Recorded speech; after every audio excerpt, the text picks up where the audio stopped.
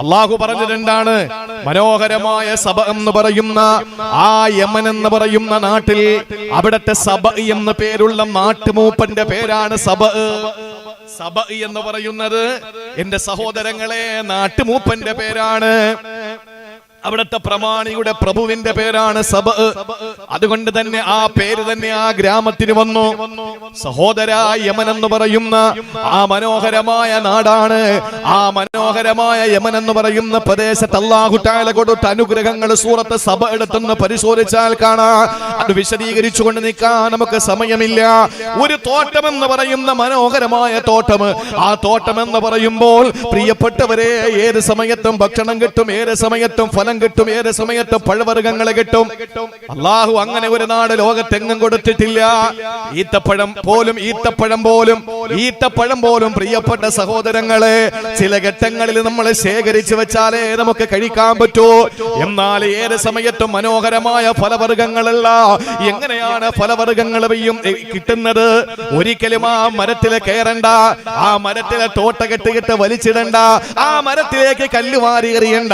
ചരിത്രം രേഖപ്പെടുത്തുന്നത്, ഒരു പെണ്ണങ്ങാനം അതിന്റെ ചുവട്ടിലൂടെ, മരങ്ങളുടെ ചുവട്ടിലൂടെ ഒരു കുട്ടയും കൊണ്ടുപോയാൽ ആ കുട്ട നിറയെ പഴവർഗ്ഗങ്ങൾ കൊണ്ട് നിറയ്ക്കപ്പെടുന്ന മനോഹരമായ സ്വാദിഷ്ടമായ കാണാൻ മുഞ്ചുള്ള പഴവർഗ്ഗങ്ങൾ കൊണ്ട് ധന്യമായിരുന്ന നാടായിരുന്നു. മനോഹരമായ നാടാണ്. റോഡിന്റെ രണ്ടു ഭാഗത്ത് യമീനിലും ശിമാലിലും വലത്തും ഇടത്തുമായിട്ട് രണ്ട് തോട്ടങ്ങളാണ്. ആ നാടിന്റെ പ്രത്യേകത അറിയണോ? പാമ്പില്ല, തേളില്ല, പേനില്ല. ആ നാട്ടിൽ ഇടജന്തുക്കളില്ല, പട്ടിയില്ല, ഒന്നുമില്ല. പുറം നാട്ടിലുള്ള ഏതെങ്കിലും ഒരു പെണ്ണ്, അവളുടെ തലയിൽ പേനുണ്ടല്ലോ, ആ പേനോടുകൂടി സബ എന്ന നാട്ടിലോട്ട് കയറി കഴിഞ്ഞാൽ ആ നാടിന്റെ പരിമളം, മനോഹരമായ പരിമളം കാരണത്താൽ ആ പെണ്ണിന്റെ തലയിൽ കിടക്കുന്ന പേന് ചത്തു വീഴുമെന്നാണ് ചരിത്രം പറയുന്നത്. പാമ്പുകളില്ല, തേളുകളില്ല, എല്ലാ അനുഗ്രഹങ്ങളും കൊണ്ട് നിറയ്ക്കപ്പെട്ട നാടാണ്. ആ നാടാണ് സബ എന്ന് പറയുന്ന നാട്. ആ സബ എന്ന നാട്ടുകാരോടല്ല പറഞ്ഞതെന്താണ്? കുലൂ മിൻ റിസ്ഖി റബ്ബിക്കും വഷ്കുറൂ ലഹു ബൽദത്തുൻ ത്വയ്യിബാ വറബ്ബുൻ ഗഫൂർ. അല്ലാഹു അവരോട് പറഞ്ഞു, കുലൂ മിൻ റിസ്ഖി റബ്ബിക്കും, നിങ്ങളുടെ റബ്ബിൽ നിന്നുള്ള, നിങ്ങളുടെ പടച്ചവൻ നിങ്ങൾക്ക് തരുന്ന റിസ്ഖിൽ നിന്ന് നിങ്ങൾ കഴിക്കുക. വഷ്കുറൂ ലഹു, എന്നിട്ട് പടച്ചവനോട് നന്ദി കാണിക്കുക, അല്ലാഹുവിനോട് നന്ദി കാണിക്കുക. ബൽദത്തുൻ ത്വയ്യിബായ മനോഹരമായ നാടാണ്.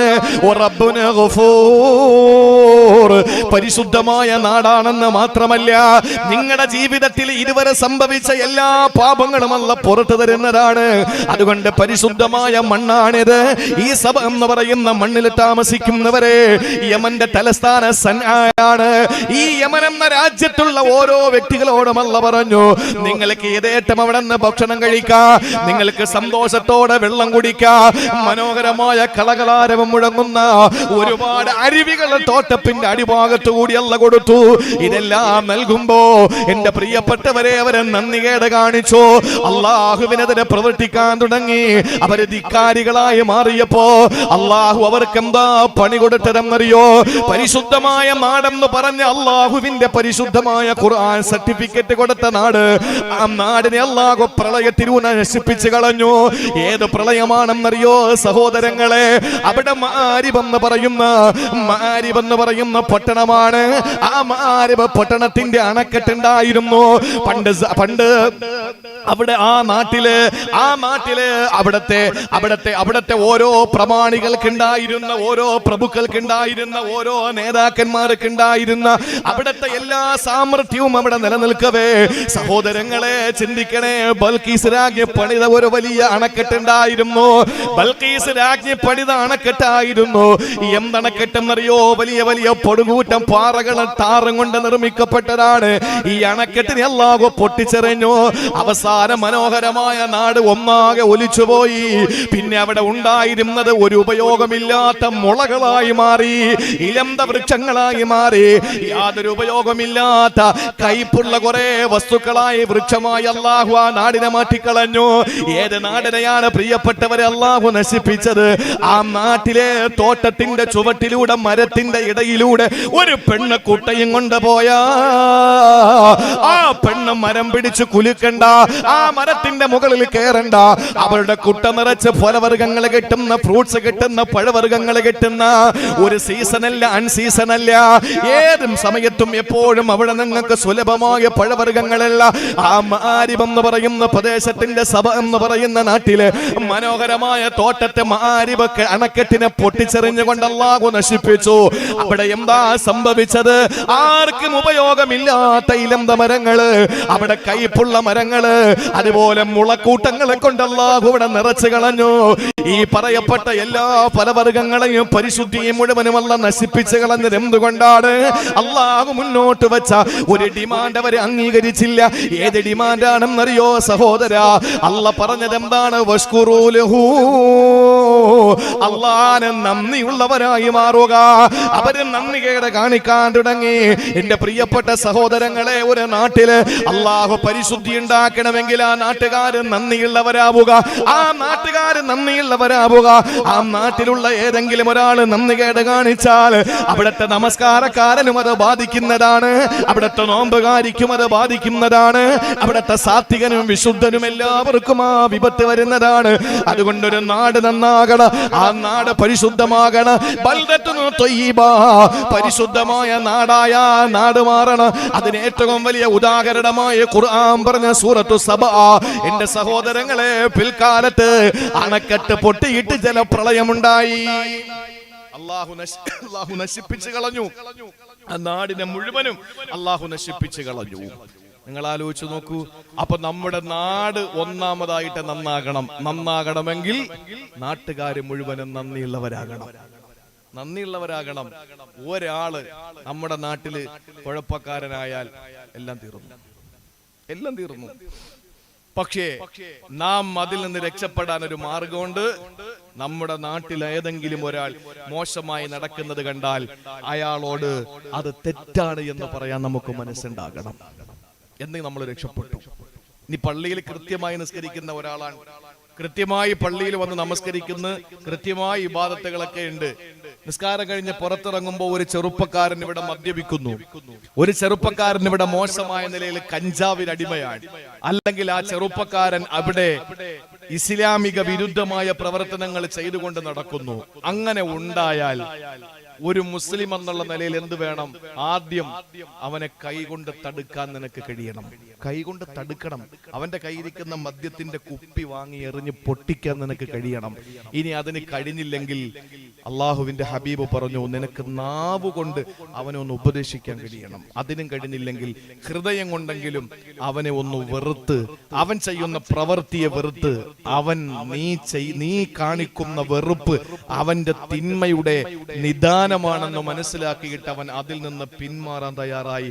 നീ ഈ മൂന്നാലൊരു രീതിയിൽ അവനെ അത് തടഞ്ഞില്ല എങ്കിൽ നീയും ആ വിഷയത്തിൽ കുറ്റക്കാരനാണ്. സ്വാലിഹ് നബി അലൈഹി സ്വലാത്തു വസ്സലാം പരിശുദ്ധമായ ദഅവത്തുമായി കടന്നു വന്നപ്പോ സത്യനിഷേധികൾ ചോദിച്ചു, നീ പ്രവാചകനാണെന്ന് എന്ത് തെളിവാ? നീ പ്രവാചകനാണെന്ന് എന്ത് തെളിവുണ്ട്? ആ സമയത്ത് സ്വാലിഹ് നബി അലൈഹി സ്വലാം ചോദിച്ചു, എന്ത് തെളിവാ വേണ്ടത് ഞാൻ പ്രവാചകനാണെന്നതിന്? അവൻ പറഞ്ഞു, ആ കാണുന്ന വലിയ പാറക്കെട്ടിൽ നിന്ന് ഗർഭിണിയായ ഒരു ഒട്ടകം അറുത്തത് ഒരാളാ, പേര് ഗുദ്ദാർ. പക്ഷേ അല്ലാഹ് പറഞ്ഞത് ഒരുത്തനല്ല. ആ നാട്ടുകാര് മുഴുവനും കൂടി ആ ഒട്ടകത്തെ അറുത്ത് കളഞ്ഞു. അതിന് മുഫസ്സിരീങ്ങൾ പറഞ്ഞ ന്യായം എന്തെന്നറിയോ? അറുക്കാൻ പിടിച്ചപ്പോൾ ഒരാളും പറഞ്ഞില്ല അത് ചെയ്യരുതേ, പടച്ചവന്റെ വിപത്തിറങ്ങുമെന്ന് പറഞ്ഞില്ല. എല്ലാരും അവൻ ചെയ്തോട്ടെ, അവൻ അനുഭവിച്ചോട്ടെ, അനുഭവിച്ചത് ഒരുമിച്ചായി പോയി.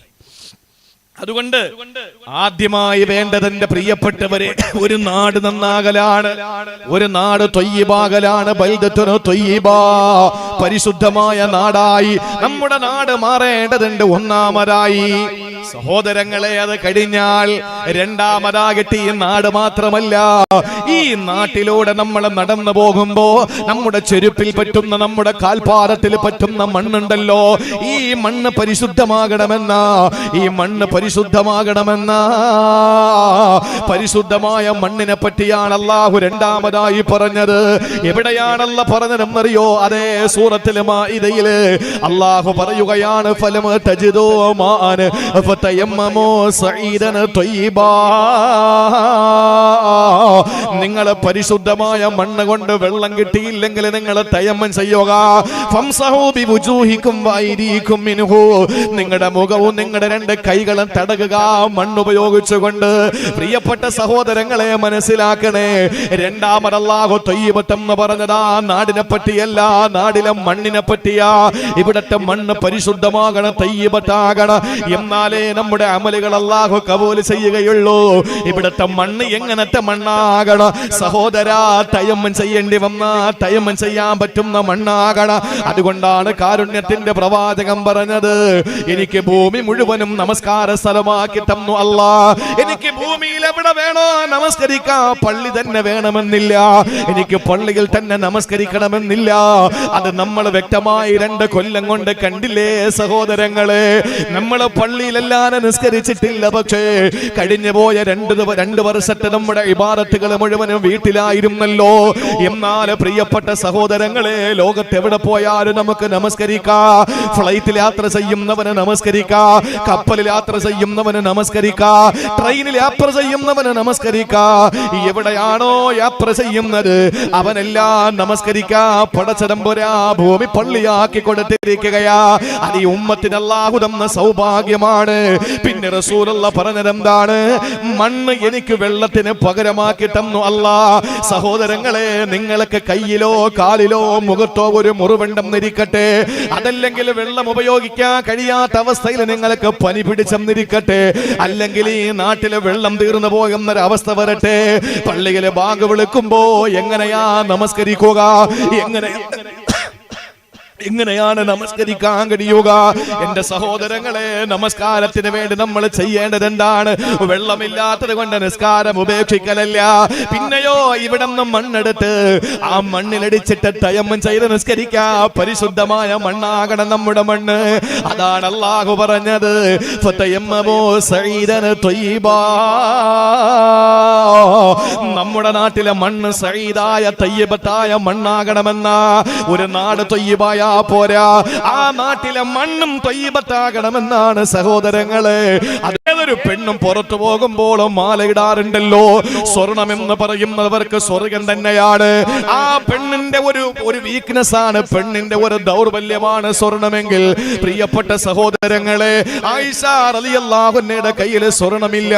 ചോദിച്ചു, അസുമായിനോട് ചോദിച്ചു, അസുമാ എന്ന് പറയുന്നത് ആയിഷയുടെ ഉമ്മയുടെ മോളല്ല, ആയിഷയുടെ ഉപ്പ അബൂബക്കറിന്റെ മോളാണ്, മറ്റൊരു ഭാര്യയിലുള്ള മോളാണ്. അസുമായിൽ നിന്ന് ഒരു മാല കടം വാങ്ങിയിട്ട് കൊണ്ടുപോവുകയാണ്. എങ്ങനത്തെ മാലയെന്നറിയോ? ഇന്ന് നമ്മുടെ തള്ളവിരലിന്റെ വലിപ്പമുള്ള മാലയല്ല, കൈപ്പറ്റിയുടെ വലിപ്പമുള്ള മാലയല്ല. ആ മാലയുടെ മുൻഭാഗത്ത് മാത്രമേ സ്വർണമുള്ളൂ. അതിന്റെ പുറകുവശത്തെ ചരടാണ്, തുണിയിനാലുള്ള നൂലിനാലുള്ള ചരടാണ്. അത്രയും സ്വർണത്തിന്റെ കമ്മി ഉണ്ടായിട്ട് ജീവിച്ച പ്രിയപ്പെട്ട ഭാര്യ, സഹോദരങ്ങളെ, പ്രിയപ്പെട്ട ഭാര്യ തന്റെ സഹോദരിയിൽ നിന്ന് കടം വാങ്ങിയിട്ട്, അസുമ എന്ന പ്രിയപ്പെട്ടവരിൽ നിന്ന് കടം വാങ്ങിയിട്ട് ആ മാല ധരിച്ചുകൊണ്ട് പോകുമ്പോ തിരികെ വരുന്ന സമയത്താണ് അവർക്ക് പ്രത്യേകമായ പ്രാഥമിക ആവശ്യം നിർവഹിക്കേണ്ടി വന്നത്. ആ സമയത്ത് ആയിഷ ബീവി അവിടെ പോയി. തിരികെ വന്നപ്പോ മാല കാണാനില്ല. ചരിത്രം വിശാലമാണ്. അങ്ങനെയാണ് സഹോദരങ്ങളെ സൂറത്തുൻ നൂർ ഇറങ്ങാനുള്ള കാരണം അവിടെയാണ്. വ്യഭിചാരോപണം നടത്തി, അല്ലാഹുവിന്റെ ഹബീബിന്റെ പ്രിയപ്പെട്ട ഭാര്യയെ പറ്റിയിട്ട് വ്യഭിചാരോപണം നടത്തി. അവസാനം നിരപരാധിയാണെന്ന് തെളിഞ്ഞപ്പോ പ്രിയപ്പെട്ടവരെ 2ാം കൊല്ലത്തെ യാത്ര വന്നു. 2ാം കൊല്ലത്തെ യാത്ര വന്നു. ആ യാത്രയിലും ആയിഷയുടെ പേര് തന്നെ വീണു, ആയിഷ റളിയല്ലാഹു തആല അൻഹ. വീണ്ടും എന്റെ പ്രിയ സഹോദരങ്ങളെ, ആയിഷ റളിയല്ലാഹു അൻഹ നബി തങ്ങൾ അനുഗമിക്കുകയാ. അനുഗമിച്ച് തിരികെ വരുമ്പോ പ്രിയപ്പെട്ടവരെ സംഭവിച്ചത് ഇതുപോലെ ഇതുപോലെ തന്നെ ആയിഷ ബീവി കാരണം അവർക്ക് യാത്ര മുടങ്ങേണ്ടി വന്നു. എന്തോ കാരണത്തിന്റെ പേരിൽ യാത്ര മുടങ്ങിയപ്പോ അന്ന് രാത്രി അവിടെ തങ്ങാമെന്ന് പറഞ്ഞു. പക്ഷേ യാത്രക്കാര് തങ്ങിയ പ്രദേശത്ത് വെള്ളമില്ലാത്ത നാടാണ്. അന്ന് കൊടും വെയിലാണ്, മഴയില്ല. സഹോദരങ്ങളെ, കുടിക്കാൻ വെള്ളം കുറച്ച് കയ്യിലുണ്ട്. പക്ഷേ നേരം വെളുക്കുമ്പോൾ എങ്ങനെയാണ് സുബഹി നമസ്കരിക്കുക? നേരം വെളുക്കുമ്പോൾ എങ്ങനെയാണ് മലമൂത്ര വിസർജനം ചെയ്തിട്ട് ശൗചം ചെയ്യുക? ആ സമയത്ത് എല്ലാവരും വിഷമിച്ചു. ആളുകൾ ഓടിച്ചെന്ന് അബൂബക്കർ സിദ്ദീഖിനോട് പറഞ്ഞു, സിദ്ദീഖേ, നിന്റെ മോള് വല്ലാത്ത കാര്യം തന്നെയാണ്, ഇപ്പോഴും നമ്മളെ ഇടങ്ങേറാക്കുകയാണല്ലോ. ഇവിടെ വെള്ളമില്ലാത്ത നാട്ടിൽ താമസിക്കേണ്ടി വന്നല്ലോ.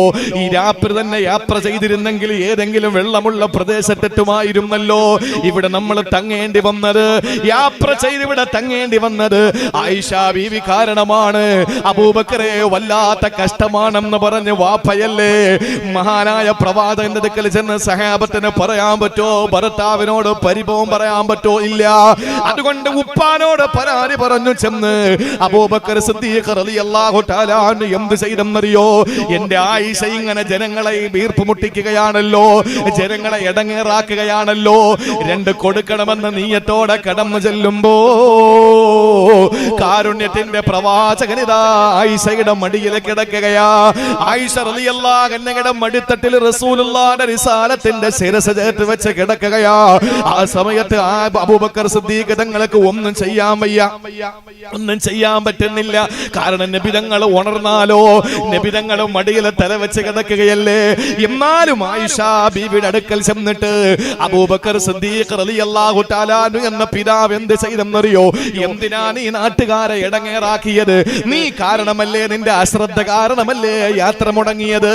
ഇവിടെ വെള്ളമില്ലാത്ത ഏരിയയാണ്, എങ്ങനെ നാളെ സുബഹി നമസ്കരിക്കും? വല്ലാത്ത വിഷമമാണ് എന്ന് പറഞ്ഞിട്ട് ആയിഷയുടെ തോളിൽ ഒരു കുത്തു വെച്ച് കൊടുത്തു.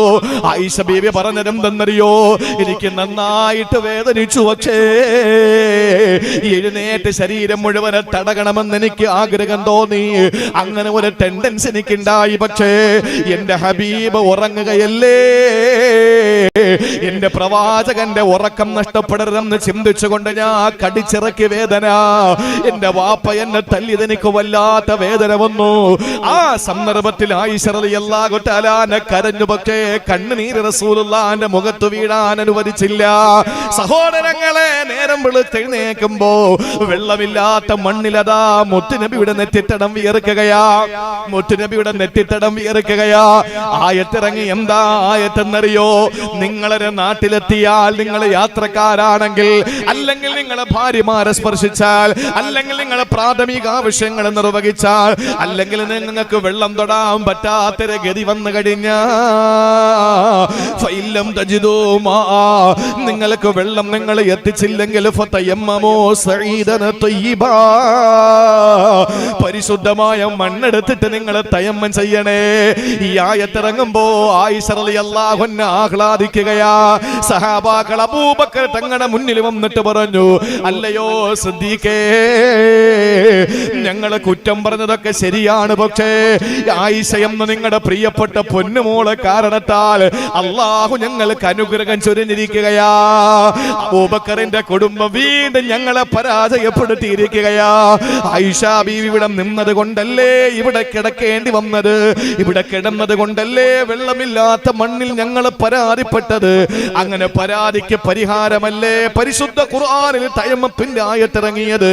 ആയിഷ ബീവിയാണ് തയമ്മമിന്റെ ആയത്തിറങ്ങാൻ കാരണക്കാരിയെങ്കിൽ എന്റെ പ്രിയപ്പെട്ടവരെ, മണ്ണ് പരിശുദ്ധമാകണം, മണ്ണ് പരിശുദ്ധമാകണം. ആയിഷ റളിയല്ലാഹു തആല അൻഹ ഈ തയമ്മുമിന്റെ കാരണക്കാരി ആയിഷ റളിയല്ലാഹു അൻഹയാണ്. പള്ളിയിലൊക്കെ ഒരു നമ്മുടെ ജീവിതത്തിൽ, നമ്മുടെ ചെറുപ്പക്കാരാണെങ്കിലും പ്രായമുള്ളവരാണെങ്കിലും മതപരമായിട്ടുള്ള നമ്മുടെ ആവശ്യമായ എല്ലാ കാര്യങ്ങളും നമ്മൾ പഠിച്ചിരിക്കണം. അതിൽ ഒരു അശ്രദ്ധയും നമ്മൾ വിചാരിക്കരുത്. പഠിക്കാൻ മനസ്സുണ്ടാകണം, അത് നമ്മുടെ ആവശ്യമാണ്. ഇന്ന് പള്ളികളിൽ നിങ്ങൾ നോക്ക്, കയ്യിൽ ബാൻഡേജ് ഇട്ടിട്ട് ആളുകൾ വരുന്നുണ്ട്, ബാൻഡേജ് ഒട്ടിച്ചു കൊണ്ടുവരുന്നുണ്ട് ആളുകൾ. എങ്ങനെ ഒതു ശരിയാകും? അവർക്കറിയില്ല അത്രയും ഭാഗത്ത് വെള്ളം ചേർന്നില്ല എങ്കിൽ തന്റെ നിസ്കാരം സഹിയായിട്ടില്ല എന്ന്. ഇവിടെ ഹനഫി മദ്ഹബാ അല്ലല്ലോ, ഷാഫി എന്നല്ലോ. അപ്പൊ ആ മസാല നമ്മൾ പഠിക്കണ്ടേ? എന്തിനു വിഷമിക്കണം? നമുക്ക് ഏതെങ്കിലും ഒരു ഭാഗം കഴുകാൻ കഴിഞ്ഞില്ല എങ്കിൽ, അല്ലെങ്കിൽ വെള്ളമില്ലാത്ത ഒരു ഭാഗത്ത് നമ്മൾ എത്തപ്പെട്ടു പോയാൽ, അല്ലെങ്കിൽ നമുക്ക് വെള്ളം തൊട്ടുകൂടാ എന്ന് ഏതെങ്കിലും നിപുണന്മാരായ ഡോക്ടർമാര് നമുക്ക് വിധി എഴുതിയാൽ, അള്ളാഹു നമുക്ക് പരിഹാരം തന്നത് വേണ്ട, പച്ച മണ്ണിൽ അടിച്ചിട്ട് നിങ്ങൾ തയമ്മം ചെയ്തിട്ട് നമസ്കരിക്കുക. കാരണം അള്ളാഹുവിന്റെ ഫളില്, പടച്ചവന്റെ ഔദാര്യം. നമ്മുടെ നാട്ടിലെ മണ്ണും ത്വയ്യിബത്താകണം. പരിശുദ്ധമായ മണ്ണാണ് എടുക്കേണ്ടത്. അപ്പൊ നമ്മുടെ നാട്ടിലെ മണ്ണ് പരിശുദ്ധമാകണ്ടേ? നമ്മൾ കഴിക്കുന്ന ഭക്ഷണം മാത്രമാണോ? അല്ല, നമ്മുടെ നാട്ടിലെ മണ്ണ് പോലും പരിശുദ്ധമാകണം. നമ്മുടെ നാട്ടിലെ മണ്ണ് പോലും പരിശുദ്ധമാകണം. ഏതെങ്കിലും ഒരു വസ്തുവിൽ പട്ടി തൊട്ടാൽ, നായ തൊട്ടാൽ, ശ്വാനം തൊട്ടാൽ നമ്മൾ എന്താ ചെയ്യേണ്ടത്?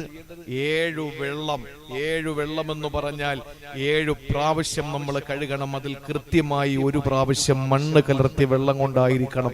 മണ്ണിന് അതിനുള്ള കഴിവുണ്ട് എന്ന് ഇന്ന് ശാസ്ത്രം തെളിയിച്ചിരിക്കുകയാണ്.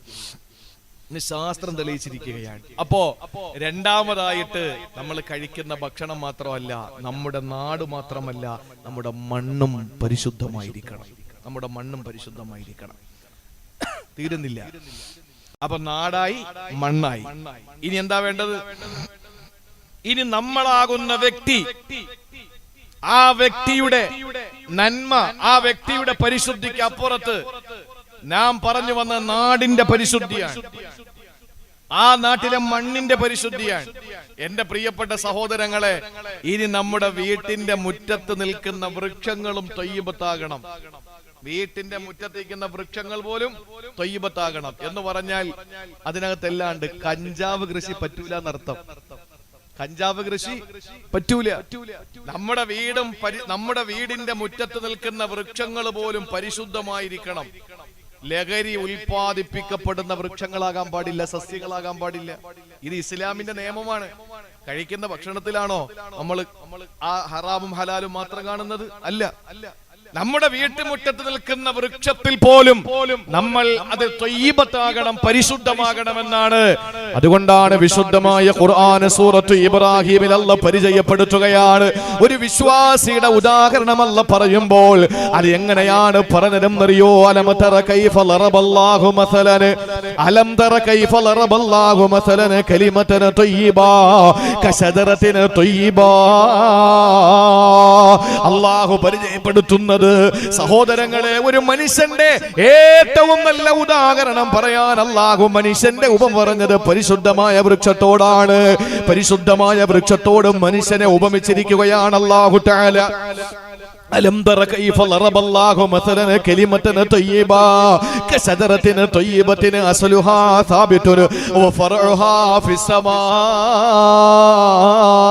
തുഅതി ഉകുലഹാ കുല്ല ഹീനിൻ ബിഇദ്നി റബ്ബിഹാ. സൂറത്ത് ഇബ്രാഹിമിൽ അല്ലാഹു പരിചയപ്പെടുത്തുകയാണ്. ഒരു മുസ്ലിമിന്റെ ഉദാഹരണം അല്ലാഹു പറഞ്ഞത് എന്തിനെ പറഞ്ഞുകൊണ്ടാണെന്നറിയോ? ഒരു മുസൽമാന്റെ ഉദാഹരണത്തെ പറയാൻ അല്ലാഹു തആല ആ വീടിനെ ഉദാഹരിച്ചില്ല, ആ നാട്ടിലെ പള്ളിയെ ഉദാഹരിച്ചില്ല. അല്ലാഹു പറഞ്ഞത് എന്താണ്? കശദറത്തിൻ ത്വയ്യിബാ. കശദറത്തിൻ ത്വയ്യിബാ ഒരു പരിശുദ്ധമായ വൃക്ഷമാണത്രേ. അല്ലാഹു പരിശുദ്ധമായ വൃക്ഷമെന്ന് പരിചയപ്പെടുത്തുന്നു. ഏതാണ് പരിശുദ്ധമായ വൃക്ഷം? അത് മുഅ്മിനാണ്. എന്നിട്ട് അല്ലാഹു പറഞ്ഞത് അസ്ലുഹാ സാബിതുൻ, അതിന്റെ വേരുകൾ, അടിവേരുകൾ, തായ്വേരുകൾ ഉറച്ചതാണ്. വഫറഉഹാ ഫിസ്സമാ, അതിന്റെ ശിഖരങ്ങൾ ഇങ്ങനെ മാനമുട്ട ഉയർന്നു നിൽക്കുകയാണ്. പടച്ചവന്റെ കൽപ്പനയനുസരിച്ച് അതിന്റെ ഫലം എല്ലാ പ്രാവശ്യവും അല്ലാഹുവിന്റെ അടിമകൾക്ക് കൊടുത്തുകൊണ്ടിരിക്കുകയാ. കർഷകന് അതിന്റെ ഫലം എല്ലായ്പ്പോഴും കിട്ടിക്കൊണ്ടിരിക്കുകയാണ്. ചിന്തിക്കണേ സഹോദരങ്ങളെ, ഈ ഉദാഹരണം ആരെ പറ്റിയാണല്ല പറഞ്ഞതെന്നറിയോ? ചിന്തിക്കുക. ശജറത്തിന് തയ്യിബ, പരിശുദ്ധ വൃക്ഷമെന്ന് പറഞ്ഞാൽ അത് ഞാനാണ്, അത് നിങ്ങൾ ഓരോരുത്തരുമാണ്. എന്തേ അല്ലാഹു ഉദാഹരിച്ചതെന്നറിയോ? അസ്ലുഹാ സാബിതുൻ എന്ന് പറഞ്ഞാൽ അടിവേര് തായ്വേര് ഭൂമിയിൽ ഉറച്ചിരിക്കുന്നു എന്ന് പറഞ്ഞാൽ ഹൃദയത്തിലെ വിശുദ്ധമായ കലിമ ഉറച്ചു എന്നാണ്. വഫറുഹാ ഫിസ്സമാ, അതിന്റെ ശിഖരങ്ങൾ ആകാശമുട്ട ഉയർന്നു നിൽക്കുന്നു എന്ന് പറഞ്ഞാൽ സഹോദരങ്ങളെ, അമലുകൾ എങ്ങനെ കയറി പോകണമെന്ന, അമലുകൾ എങ്ങനെ കയറി ആകാശത്തിലേക്ക് പോകണമെന്ന, ഓരോ ദിവസവും നമ്മുടെ അമലുകൾ എങ്ങനെ വാനലോകത്തേക്ക് കയറി പോകണമെന്നാണ്. എന്നിട്ട് അല്ലാഹു പറഞ്ഞത് എന്താണ്? തൂതിഉ കുലഹാ കുല്ലഹീനിൻ ബിഇദ്നി റബ്ബിഹാ. എല്ലാ കർഷകർക്കും ആവശ്യമായത് എല്ലാ സമയത്തും ഫലമായി കൊടുക്കുന്ന ഒരു മനോഹരമായ വൃക്ഷം പോലെ ഞാൻ ഈ നാട്ടിലുള്ള ജനങ്ങൾക്ക്, ആണുങ്ങൾക്ക്, പെണ്ണുങ്ങൾക്ക്, ഹിന്ദുക്കൾക്ക്, ക്രിസ്ത്യാനികൾക്ക്, മതമുള്ളവന് ഇല്ലാത്തവന് ഞാൻ ഉപകാരിയാകണമെന്ന സഹോദരങ്ങളെ, കർഷകർക്ക് യഥേട്ടം ഭക്ഷണം കൊടുക്കുമ്പോൾ, യഥേട്ടം ഫലം കൊടുക്കുമ്പോൾ ഒരു വിശ്വാസി എങ്ങനെയാകണം? അവന് പരിശുദ്ധമായ കാര്യങ്ങൾ ചെയ്യണമെന്ന, അവന്റെ നോട്ടം പരിശുദ്ധമാകണം, അവന്റെ ഭാഷണം പരിശുദ്ധമാകണം, അവന് എല്ലാം, അവനിൽ നിന്ന് മറ്റുള്ളവരെ നേരിടുന്നത് മുഴുവൻ പരിശുദ്ധമാകണം, ത്വയ്യിബാകണമെന്ന എന്റെ പ്രിയപ്പെട്ട സഹോദര, ഒരു നിമിഷം ഒന്ന് ചിന്തിക്ക്. നമ്മെ സംബന്ധിച്ചിടത്തോളം അല്ലാഹു നമ്മളെ ഉദാഹരിക്കാൻ വേണ്ടി പറഞ്ഞത് പരിശുദ്ധമായ വൃക്ഷമാണെങ്കിൽ ആ വൃക്ഷത്തിന്റെ അടിവേര് തായ്വേര് ഭൂമിയിൽ ഉറച്ചതുപോലെ എന്റെയും നിങ്ങളുടെ ഹൃദയത്തിൽ ഈമാൻ ഉണക്കണമെന്നാണ്. അതിന്റെ ശിഖരങ്ങൾ വാനലോകത്തേക്ക് തലയെടുപ്പോടെ നിൽക്കുന്നത് പോലെ നമ്മുടെ അമലുകൾ ആകാശത്തിലോട്ട് കയറി പോകണമെന്ന, ഓരോ ദിവസം നമ്മുടെ അമല് കയറിപ്പോണ്ടേ. വ്യാഴാഴ്ചയും തിങ്കളാഴ്ചയും അമലുകൾ കയറിപ്പോകുന്ന, ആ അമലുകൾ ആകാശത്തിലേക്ക് ഉയർന്നു പോകുന്ന ദിവസമാണത്രേ പ്രിയപ്പെട്ടവരെ. അതുകൊണ്ട് തന്നെ വ്യാഴാഴ്ച അമലുകൾ ഉയർത്തപ്പെടുമ്പോ അന്ന് നോമ്പ് സുന്നത്താക്കി, ആഴ്ചയിൽ ഒരു ദിവസം വ്യാഴാഴ്ച അമലുകൾ കയറി പോകുന്നു. ഓരോ ദിവസവും സുബഹിന് ശേഷവും അസറിന് ശേഷവും അമലുകൾ ഉയർത്തപ്പെടുകയാണ്. അസറിന് ശേഷം സുബഹിക്ക് ശേഷവും അമലുകൾ ഉയർത്തപ്പെടുന്നു. അതുകൊണ്ടാണ് സുബഹിക്കും ആ മഗ്രിബിന്റെ സമയത്തും അസറിന്റെ സമയത്ത് സുബഹിന്റെ സമയത്തും ഈ രണ്ട് വഖത്ത് നമസ്കാരത്തില് ജമാഅത്ത് നഷ്ടപ്പെടുത്താൻ പാടില്ല. സുബഹിയും അസറും എന്താ കാര്യം എന്നറിയോ? നമ്മുടെ പള്ളിയില് ഈ സുബഹിക്കും അസറിനും നമ്മൾ കാണാത്ത അള്ളാഹുവിന്റെ മാലാകന്മാരുടെ സാന്നിധ്യമുണ്ട്. രണ്ട് വഖത്ത്. എന്താ കാര്യം? മഗ്രിബിനും ഇശാക്കും ഒക്കെ ഉണ്ടാവും, പക്ഷെ അസറിനും സുബഹിക്കും വരുന്ന മലക്കുകൾ വേറെ സ്വഭാവക്കാരായ മലക്കുകളാ.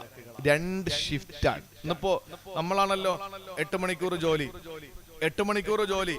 രാവിലെ 4 മണിക്ക് കയറിയാൽ വൈകുന്നേരം ഉച്ചക്ക് ഇറങ്ങാം അല്ലെ? 8 മണിക്ക് കയറിയാൽ വൈകുന്നേരം 4 മണിക്ക് ഇറങ്ങാം. 4 മണിക്ക് കയറിയാൽ പിറ്റേന്ന് രാവിലെ ഇറങ്ങാം. ഷിഫ്റ്റായിട്ട് നമ്മളിപ്പോ ജോലിക്കാരെ നിയമിക്കാറുണ്ട് ഓഫീസുകളിൽ. ആദ്യമായി ഷിഫ്റ്റായിട്ട് ജോലിക്കാരെ നിയമിച്ചത് അല്ലാഹുവാ നമുക്ക് പരിചയപ്പെടുത്തി തന്നത്.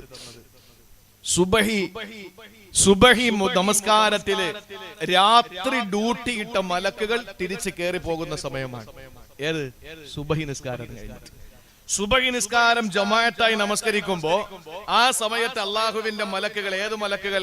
എനിക്ക് തലേ ദിവസം രാത്രി എന്റെ എല്ലാ കൃത്യമായ എന്റെ അമലുകൾ രേഖപ്പെടുത്താൻ വേണ്ടി അള്ളാഹു നിയോഗിച്ച മലക്ക് സുബഹിക്ക് ജമാഅത്തിൽ എന്നോടൊപ്പം കൂടും. എന്നിട്ട് എന്ത് ചെയ്യും? ആ മലക്ക് രാത്രിയുടെ ഡ്യൂട്ടി കഴിഞ്ഞിട്ട് സുബഹി കഴിഞ്ഞ ഒരൊറ്റ പോക്ക ആകാശത്തിലേക്ക്. അപ്പോ ഇതേ സുബഹി വഖത്തിന് രാവിലത്തെ ഡ്യൂട്ടിയുള്ള മലക്കുകളും പള്ളിയിലെത്തുന്നു. കാരണം അവര് പോയ ഉടനെ ഈ ഡ്യൂട്ടി അവരേറ്റെടുക്കുകയാണ്. ഇനി ഈ രാത്രി ഇപ്പൊ സുബഹി കഴിഞ്ഞ് പോയ മലക്കുകളുണ്ടല്ലോ, ആ മലക്കുകൾ അടുത്ത അസറിന്റെ വഖത്തിനാണ് ഇറങ്ങി വരുന്നത്. അസറിന്റെ വഖത്തിന് വന്ന് കൂടും. അപ്പോ ഈ ഡ്യൂട്ടി ഏറ്റെടുത്ത മലക്കുകള്, സുബഹിക്ക് ശേഷം ഏറ്റെടുത്ത മലക്കുകൾ അസർ നിസ്കാരത്തിൽ ജമാഅത്തിൽ കൂടിയിട്ട് അവര് കയറി പോകും. അപ്പോ ഈ മലക്കുകൾ, രണ്ട് ഷിഫ്റ്റിലുള്ള മലക്കുകളും നമ്മോടൊപ്പം ഹാജരാകുന്ന രണ്ട് വഖത്തുകൾ സുബഹിയും അസറുമാണ്. അപ്പോ നമ്മുടെ ജീവിതത്തിൽ എന്ത് വില കൊടുത്തും ഏത് പ്രതിസന്ധി ഉണ്ടായിരുന്നാലും ഈ സമയത്ത് നമസ്കാരം നമ്മൾ മുടക്കാൻ പാടില്ല. കാരണം അള്ളാഹുവിന്റെ അടുക്കൽ രാത്രിയുടെ ഡ്യൂട്ടിയുള്ള മലക്കുകൾ കയറി ചെല്ലുമ്പോ അള്ളാഹ് ചോദിക്കും, നീ വന്നപ്പോൾ എന്റെ അടിമ എന്ത് ചെയ്യുന്നു? നിസ്കാരത്തിലായിരുന്നു. ഏത്? സുബഹി. ശരി, നീ ഇന്നലെ ചെന്നപ്പോ അവൻ എന്തായിരുന്നു? നിസ്കാരത്തിലായിരുന്നു. ഏത്? തലേ ദിവസത്തെ അസർ. അതുപോലെ അടുത്ത മലക്കിനോടും ചോദിക്കും. അപ്പൊ ഓരോ ദിവസവും അമലുകൾ ഉയർത്തപ്പെട്ടുകൊണ്ടിരിക്കുന്നു. ഒരു ആഴ്ചത്തെ മുഴുവനായിട്ടുള്ള അമലുകൾ വ്യാഴാഴ്ച ഉയർത്തപ്പെടും.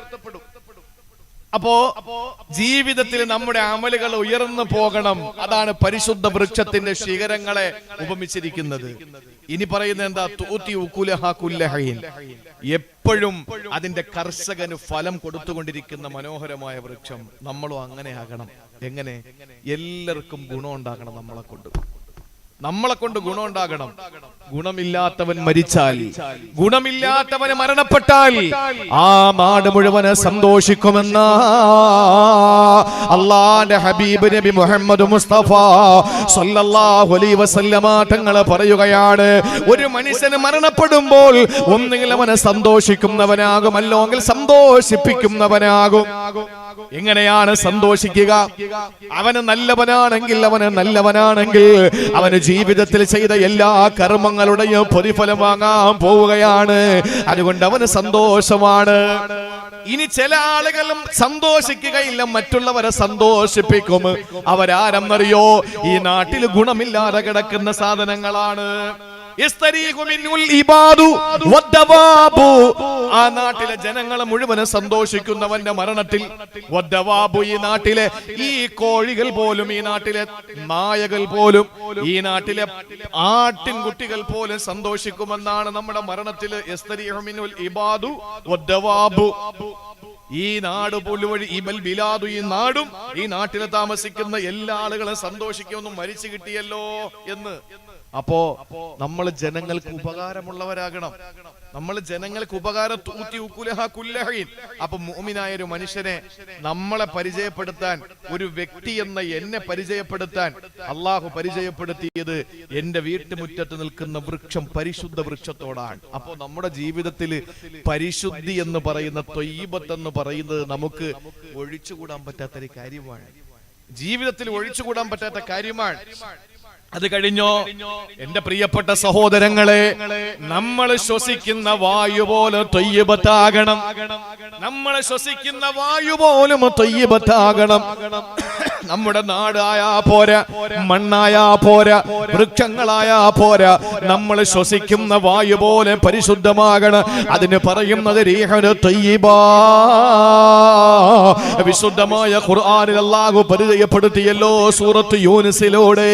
അല്ലാഹു പറയുകയാണ്, ഹുവല്ലദീ യുസയ്യിറുകും ഫിൽ ബർരി വൽ ബഹരി ഹത്താ ഇദാ കുന്തും ഫിൽ ഫുൽകി വജറൈന ബിഹിം ബിരീഹിൻ ത്വയ്യിബാ വഫരിഹൂ ബിഹാ.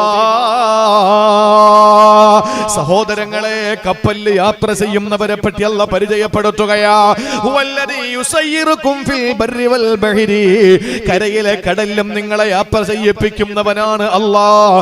ഹത്താ ഇദാ കുന്തും ഫിൽ ഫുൽകി, നിങ്ങൾ കപ്പലിലായി കഴിഞ്ഞാൽ നിങ്ങളെ കൊണ്ട് ആ കപ്പൽ ഇങ്ങനെ സഞ്ചരിക്കുമ്പോ എങ്ങനെയാണ് സഞ്ചരിക്കുന്നത്? ബിരീഹിന് ത്വയ്യിബാ, പരിശുദ്ധമായ കാറ്റ് വന്നിട്ട് കപ്പലിനെ ഇങ്ങനെ കൊണ്ടുപോവുകയാ. പരിശുദ്ധമായ കാറ്റ് വന്ന് കപ്പലിനെ കൊണ്ടുപോവുകയാ. സഹോദരങ്ങളെ, പരിശുദ്ധമായ കാറ്റെന്ന് പറഞ്ഞാൽ ഇളം തെന്നലാണ്. ആ ഇളം തെന്നൽ വന്ന് ആ കപ്പലിനെ കൊണ്ടുപോകുമ്പോ സഹോദരാ ഫരിഹൂ ബിഹാ, അതിനകത്തുള്ള ആളുകളൊക്കെ സന്തോഷിക്കുകയാണ്. എന്തുകൊണ്ടെന്നറിയോ? യാതൊരു അപകടവുമില്ലാതെ കപ്പൽ സുസജ്ജമായി മുന്നോട്ട് പോവുകയാ. അതിന്റെ ചാനലിലൂടെ, സമുദ്രത്തിന്റെ സാഗരത്തിന്റെ ചാനലിലൂടെ അതിങ്ങനെ മുന്നോട്ട് ഗമിക്കുമ്പോ സഹോദരങ്ങളെ, മനോഹരമായ യാത്ര ചെയ്യാൻ ലക്ഷക്കണക്കിന് ആയിരക്കണക്കിന് യാത്രക്കാരെയും എത്രയോ ടൺ ഭാരം വഹിച്ചുകൊണ്ട് കപ്പൽ ഇങ്ങനെ യാത്ര ചെയ്യുമ്പോൾ തൊട്ടുടനെ അല്ല പറയുന്നത് അവര് സന്തോഷം അതിക്രമിച്ചു പോയി. അവരുടെ സന്തോഷം അതിര് വിട്ടുപോകുമ്പോ അവസാനം സംഭവിക്കുന്നത് എന്തെന്നറിയോ? അവസാനം സംഭവിക്കുന്നത് ഒരു കൊടുങ്കാറ്റ് വന്ന കപ്പലിനെ തകർത്ത് കളയുകയാണ്. ഒരു കൊടുങ്കാറ്റ് വന്ന് കപ്പലിനെ തകർത്ത് കളയുകയാണ്. സഹോദരങ്ങളെ, അവിടെ കൊണ്ടുപോകുന്ന കാറ്റിനെ ഇളം തെന്നലിനെ പരിചയപ്പെടുത്തിയത് റീഹുൻ ത്വയ്യിബാ എന്ന പരിശുദ്ധമായ കാറ്റെന്ന് പറഞ്ഞുകൊണ്ടാ. നമ്മുടെ ചുറ്റും അടിച്ചു വീശുന്ന കാറ്റ് കൊടുങ്കാറ്റായാ പോരാ, അടിച്ചു വീശുന്ന കാറ്റ് ഓക്കിയായാ പോരാ. സഹോദരങ്ങളെ, ഒരിക്കലും കൊടുങ്കാറ്റായ നമ്മുടെ ജീവിതത്തിന്റെ ആ അവസ്ഥ അവസ്ഥ തന്നെ താളം തെറ്റിപ്പോകും. നമ്മുടെ ജീവിതത്തിൽ കൊള്ളേണ്ട കാറ്റ് പരിശുദ്ധമായ കാറ്റാ. അന്തരീക്ഷം പോലും തയ്യിബത്താകണമെന്നാണ്. കഴിക്കുന്ന ഭക്ഷണത്തിൽ മാത്രമല്ല മുസ്ലിമേ, നമ്മുടെ ശരീരത്തിൽ കൊള്ളുന്ന കാറ്റ് പോലും പരിശുദ്ധമാകണമെന്നാണ്. ഇത് വിശുദ്ധമായ ഖുർആനിന്റെ സമീപനമാണ്, ഒരു മുസ്ലിമിന്റെ സമീപനമാണെങ്കിൽ കേട്ടോ. പരിശുദ്ധമായ കാറ്റടിച്ച് വീശുന്ന നാട്ടില്, പരിശുദ്ധമായ മണ്ണുള്ള നാട്ടില്, പരിശുദ്ധമായ വ്യക്തിത്വമുള്ള ഞാനും നിങ്ങളോ നല്ല ഒരു ഭവനമുണ്ടാക്കുമല്ലോ. നമ്മളെല്ലാവരും ആഗ്രഹിക്കുന്നത് ഒരു വീടാണല്ലോ. ആ വീട് എങ്ങനത്തെ വീടാകണം? മസാകിനു ത്വയ്യിബാ, അതും പരിശുദ്ധമായ മസ്കനാകണമെന്ന അവിടെയും അല്ലാഹു പരിചയപ്പെടുത്തിയത് ത്വയ്യിബത്തായ മസ്കനം എന്നാണ്. സൂറത്തു തൗബയിൽ നമുക്ക് കാണാം, അല്ലാഹു പറയുന്നുണ്ട്, വഅദല്ലാഹുൽ മുഅ്മിനീന വൽ മുഅ്മിനാതി ജന്നാതി തജ്രി മിൻ തഹ്തിഹൽ അൻഹാർ ഖാലിദീന ഫീഹാ വമസാകിന ത്വയ്യിബാ ഫീ ജന്നാതി അദ്നിൻ. അല്ലാഹുവിന്റെ വിശുദ്ധമായ ഖുർആനിൽ സൂറത്തു തൗബയിലൂടെ അല്ലാഹു പരിചയപ്പെടുത്തുകയാണ്, വഅദല്ലാഹുൽ മുഅ്മിനീന വൽ മുഅ്മിനാ, എന്നെ മുന്നിരിക്കുന്ന മുഅ്മിനീങ്ങളെ, നിങ്ങളെ വൽ മുഅ്മിനാത്തിന്റെ, എന്നെ കേൾക്കുന്ന എന്റെ പ്രിയപ്പെട്ട സഹോദരിമാരാകുന്ന മുഅ്മിനത്തുകളായ വിശ്വാസിനികളായ ഒരു സമൂഹത്തിന് അല്ലാഹു കൊടുക്കുന്നത് എന്തെന്നറിയോ? അല്ലാഹു വാഗ്ദാനം ചെയ്യുകയാണ്, ജന്നാത്തിന തജ്രി മിൻ തഹ്തിഹൽ അൻഹാർ, അടിവാരത്തെ കളകളാരവം മുഴക്കുന്ന അരുവികളുള്ള തോട്ടങ്ങളല്ല നൽകുന്നതാണ്. ആ തോട്ടങ്ങൾ മാത്രമല്ല, സ്വർഗമെന്ന് പറഞ്ഞാൽ ഒരിക്കലും കൊട്ടാരമാണെന്ന് ചിന്തിക്കണ്ട. സ്വർഗമെന്ന് പറഞ്ഞാൽ അതിനർത്ഥം തോട്ടമെന്നാണ്. സ്വർഗമെന്ന് പറഞ്ഞാൽ ഒരിക്കലും കൊട്ടാരമാണെന്ന് കരുതണ്ട. നമ്മൾ കരുതുന്നത് എന്താണ്? സ്വർഗം എന്ന് പറഞ്ഞാൽ വെള്ള കൊട്ടാരം അല്ലല്ല. സ്വർഗം എന്ന് പറഞ്ഞാൽ തോട്ടം, ജന്നത്ത്. അതുകൊണ്ടാണ് പള്ളി വെച്ചു കൊടുക്കുന്നവന് എന്താ പറഞ്ഞത്? ഒരു കുരുവി കൂടിന്റെ അളവ് ഒരാൾ ഒരു പള്ളി വെച്ചു കൊടുത്താൽ ബനല്ലാഹു ലഹു ബൈതൻ ഫിൽ ജന്ന, തോട്ടത്തിൽ അല്ലാഹു ഒരു കെട്ടിടം പണിത് കൊടുക്കും. അപ്പൊ നമ്മള് ഇവിടെ നിന്ന് ചില അമലുകൾ, ഈ വീട് നിർമ്മിക്കേണ്ട ചില കാര്യങ്ങളുണ്ട്, അത് ചെയ്യാതെ അല്ലാഹ് നീ എനിക്ക് സ്വർഗം താ, അല്ലാഹ് സ്വർഗം താ എന്ന് പറഞ്ഞാൽ വെറും തോട്ടം മാത്രം അല്ലാഹ് തന്നേക്കും. അപ്പൊ വീടുണ്ടാക്കാനുള്ള കാര്യം കൂടെ ചെയ്തിട്ട് പോണം. വീടുണ്ടായാൽ വൃക്ഷത്തൈ നട്ടുപിടിപ്പിക്കണമെന്നല്ലേ ദുനിയാവിൽ? ഏതാ? സുബ്ഹാനല്ലാഹി വൽഹംദുലില്ലാഹി വലാ ഇലാഹ ഇല്ലല്ലാഹ് വല്ലാഹു അക്ബർ ഒരു റിപ്പോർട്ടിൽ, സുബ്ഹാനല്ലാഹ് അത് മറ്റൊരു റിപ്പോർട്ടിൽ. തസ്ബീഹ് ചൊല്ലിയാൽ അവന് നാളെ ആ സ്വർഗത്തിൽ അഥവാ തോട്ടത്തില് അവന് വൃക്ഷങ്ങളെ, സസ്യങ്ങളെ നട്ടുപിടിപ്പിക്കുമെന്ന് നബി മുഹമ്മദ് മുസ്തഫ.